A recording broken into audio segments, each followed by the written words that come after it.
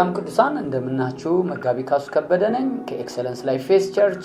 ባለፉት ተከታታይ ትምህርቶቻችን እምነት የሚሰራበት መንገድ ስንማር ነበር። በጣም ጥሩ ጊዜ ያሳለፈን እንደሆነ በመሰጡት አስተያየቶች በጣም ያወቅን ነው።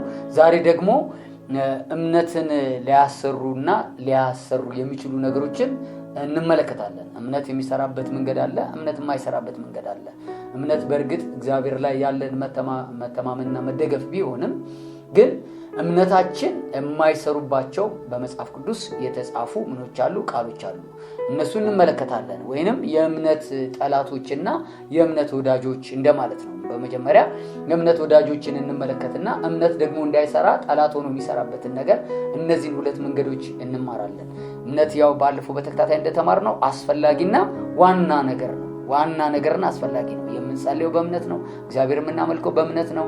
በረከት የምንቀበለው በእምነት ነው። ፈውሳችንን አገኘን የምንለው በእምነት ነው። ማንኛውም የድል የክንውን የስኬቶቻችንን የህይወት አኗኗር የሚወስነው እምነት ነው። እምነታችን ሁለንተናችንን የሚቆጣጠር መንፈሳዊነታችንን የሚመራ ትልቅ ሰማያዊ ጉልበት ያለው አቅም ነው።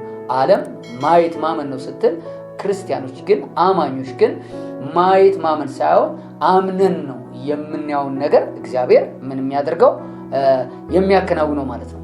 ስፔሻሊ ዛሬ መነሻ ጥቅስ አድርጌ የምንማረው የእምነት ጠላቶችና ወዳጆችን ከመማራችን በፊት በዕብራውያን ምዕራፍ 4 ቁጥር 2 ላይ እንደዚህ ይላል፣ እነዚያ ደግሞ እንደተነገረ ለእኛም የምስራች ተሰብኮልናልና ዳሩ ግን የሰሙት ቃል ከሰሚዎቹ ጋር በእምነት ስላልተዋደ አልጠቀማቸውም። ስለዚህ የምንሰማው ቃል ከህይወታችን ጋር በእምነት መዋሃድ ካልቻለ እምነት በራሱ አይሰራም ማለት ነው። መዋሃድ ማለት በጥቅም ላይ እምነት ሲውል ማለት ነው። መዋሃድ ማለት ያመነው ነገር እኛ ላይ እንዲሰራና ፍሬያማ እንዲሆን የሚያደርገውን ነገር ስናገኝ ማለት ነው። ስለዚህ ቃሉን ሰምተን የእምነት ቃልን አግኝተን የእግዚአብሔርን ቃልን ሰምተን ከኛ ጋር ማዋሃድ ካልቻልን አይሰራም ማለት ነው። ለዚህ ነው የዕብራውያን ጻፊ ሲጽፍልን ዳሩ ግን የሰሙት ቃል ከሰሚዎቹ ጋር በእምነት ስላልተዋደ ምን አላደረጋቸውም ይላል፣ አልጠቀማቸውም። ፋንክሽን አያደርግም ማለት ነው፣ አይሰራም ማለት ነው። ታዲያ እምነት እንዲሰራ አንደኛ ዛሬ አሁን የመጀመሪያው የምንመለከተው የእምነት ወዳጅ ምንድነው ብላችሁ ስታስቡ የመጀመሪያ እምነት የሚሰራው ይሄ በጣም አስፈላጊና አማኞች ሁሉ ሊያውቁት የሚገባ እውነት ነው። እምነት አንደኛ የሚሰራው የእምነት ወዳጅ ምንድነው ስትሉ ፍቅር ነው። ፍቅር በጣም ኢምፖርታንት ነው። ስለዚህ እምነትን የሚያሰራው ምናችን ነው ካላችሁ ፍቅር ይባላል ማለት ነው። ፍቅር በጣም ለአንድ አማኝ መኖሪያው፣ መተንፈሻው፣ መመላለሻው ነው። መጽሐፋችን በሚናገርበት ጊዜ በፍቅሬ ኑሩ እንደተባለ የእግዚአብሔር ፍቅር ምናችን ነው? መኖሪያችን። ጌታ መኖሪያችን እንደሆነ ሁሉ ፍቅር መኖሪያችን ነው። ፍቅር መኖሪያችን ነው ደግሞ ስንል ራሱ ጌታ በህይወታችን መኖሪያችን ነው። እግዚአብሔርና ፍቅርን መለየት አትችሉም። እግዚአብሔር ፍቅር የለውም። ማንነቱ ራሱ ፍቅር። እግዚአብሔር ፍቅር የሚሰጥ አምላክ አይደለም፣ ራሱ በፍቅር የሚገለጥ አምላክ ነው። ስለዚህ እግዚአብሔር ፍቅሩን የሚገልጠው በኃይል ነው። ግን እግዚአብሔር ኃይል አይደለም። ግን በኃይል የሚገለጥ አምላክ ስለሆነ ኃይል ያለው አምላክ ስለሆነ በኃይል ይገለጣል። ፍቅርም ልክ እንደዚህ ነው። ስለዚህ በእግዚአብሔር ፍቅር መኖር ማለት በራሱ በእግዚአብሔር መኖር ማለት ነው። በጣም የሚገርማችሁ ነገር በፍቅር የሚመላለሱ ሰዎች በብርሃን ይመላለሳሉ፣ ጨለማ አይገዛቸውም ይላል። ጨለማ ማለት ዲያብሎስ የሚገዛው አገዛዝ፣ ዲያብሎስ ያለበት ስፍራ ማለት ነው። ፍቅር ደግሞ በብርሃን እንድንኖር ያደርጋል። ብርሃን ደግሞ እግዚአብሔር ነው። ስለዚህ ብዙ የእምነት ቃሎችን ሰብስበን ብዙ የእግዚአብሔር ቃሎችን በህይወታችን ይዘን የምናምነውን ቃል ይዘን በፍቅር የሚመራ ህይወት ከሌለን የከሸፈ እምነት አይጠቅመንም፣ ከኛ ጋር አይዋሃድም ማለት አይሰራም። ስለዚህ እግዚአብሔር እንድንኖር ወይንም እንድንመላለስ የሚፈልገው በምንድን ነው? እሱ በፍቅር ነው። በማን ነው ስትሉ በፍቅር ስም አይደለም፣ ላፍ ስም LOVE አይደለም። ላፍ ራሱ አጋፔ የሚባለው እግዚአብሔር ነው። ከእግዚአብሔር ጋር የምንኖርበት መንገድ ፍቅር ይባላል።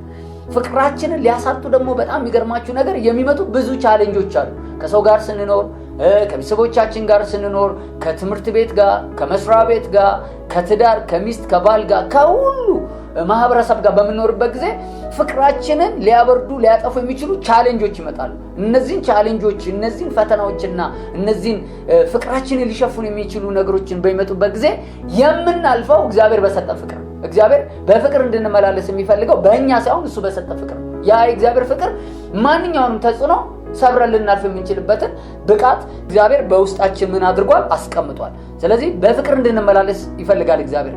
ለተጎዳንበት ነገር ምህረት፣ ቂም ለምንይዝበት ነገር ምህረት፣ እንደገና አዝነንበታል ለምንላቸው ነገሮች ሁሉ ይቅር ባይነትን ይዘን ማንመላለስ ከሆነ እምነት ይታሰራል። እምነት ጉልበት አይኖረው። በእምነት ውስጥ ያለው በረከት፣ በእምነት ውስጥ ያለው ታምራት አይሰራም። ስለዚህ አማኞች እንዲመላለሱ እግዚአብሔር የሚፈልገው በምንድን ነው ስትሉ በፍቅር ነው። በፍቅር ነው ማለት በራሱ በእግዚአብሔር ነው። በሮሜ መጽሐፍ ምዕራፍ 5 ላይ ምን ይላል?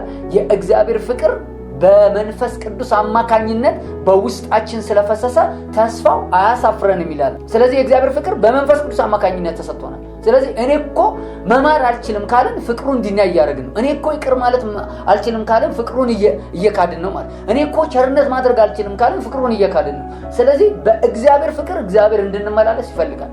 ኢየሱስ ይቅር እንዳለኛ ይቅር የምንልበት ጉልበት አለን። የሚያደርጉትን አያውቁምና ይቅር በላቸው ብሎ እግዚአብሔር ከሞት ወደ ሕይወት፣ ከጥፋተኝነት ወደ ምህረት፣ እንደገና ደግሞ ከጥፋት ወደ ርኅራኄ እግዚአብሔር አምላክ ሰዎችን ወደ ራሱ የመለሰበት ኃይል ኢየሱስ እየተበደለ እየሰደቡት፣ እየተፉበት፣ እያሰቃዩት ፍቅር የሚባለውን እውነት ወደ ምድር ምን አደረገ? ገለጠ። the same thing ኢየሱስ የተመላለሰበትን ፍቅር እግዚአብሔር ለኛ ሰጥቶናል። ይቅር የምንለው ለሰዎች ብለን አይደለም፣ መጀመሪያ ለራሳችን ነው። ስለዚህ እግዚአብሔር እኛን ይቅር ያለበትን መንፈስ በውስጣችን ስላስቀመጠ ሰዎችን ይቅር እንላለን። ምህረት ማድረግ ላለብን ምህረት እናደርጋለን። ይቅርታ ማድረግ ያለብን ይቅርታ እናደርጋለን። በዚህ የፍቅር መንፈስ የምንመላለስ ከሆነ እምነት ምን ያደርጋል እያልኳችሁ ነው? ይሰራል። ስለዚህ እምነታችን የሚሰራው በፍቅር ነው። በጣም ሰዎች አምነዋል እኮ እግዚአብሔርን ለምንድን ነው ያልፈወሰኝ ይላሉ። ምናልባት ይቅርታ ያላደረጋችሁበት ነገር ይሏል። አምነዋል እግዚአብሔርን ለምንድን ነው ነገር ያልተቀነጃጀው? እግዚአብሔር በእምነታችሁ ውስጥ እንዲሰራ በፍቅር የምትመላለሱበትን መንፈስ ምን ስለሚያደርግ ስለሚፈልግ ነው። ስለዚህ ፍቅር ይታገሳል፣ ቸርነት ያደርጋል፣ በጎነት ያደርጋል፣ ሁሉን ያምላል፣ ይሰጣል፣ የዋህ ነው፣ ቅን ነው። ስለዚህ በፍቅር መመላለስ በራሱ መመላለስ ነው። ስለዚህ እምነታችን በዚህ ምድር ላይ እንዲሰራ እግዚአብሔር አንዱ ከሰጠን እምነትን ከሚያሰራ የእምነት ወዳጅ ፍቅር ይባላል።